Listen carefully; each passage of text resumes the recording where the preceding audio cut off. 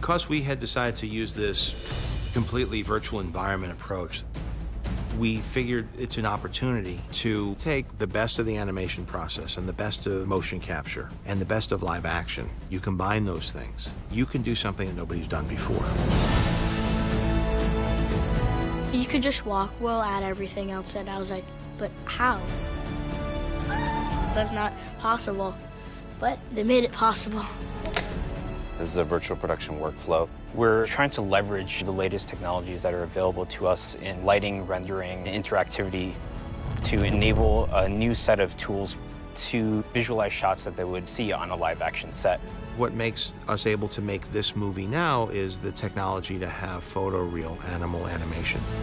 Will you look at that? Camera set, and action. Every single shot requires hundreds of people and a tremendous amount of collaboration. A lot of it is research. You just do a ton of research. That is your basis of reality. And the research is good because it sparks ideas and different ways of looking at it, and you get to kind of live it and walk through it.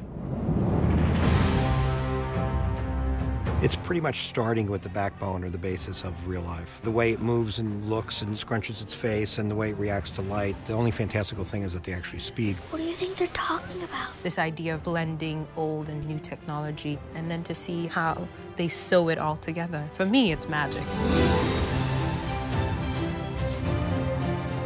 The goal here is for people to not know what's real and what's not real. There's a lot of people, a lot of artists working on this film. There's a lot of technicians. Everybody's been very generous in sharing their techniques and their experiences. It's really been remarkable. Films have to be an emotional experience for the audience. You have to tell a good story. I wanted to hold that standard. If I'm engaged emotionally with the characters, all the spectacle was worth it.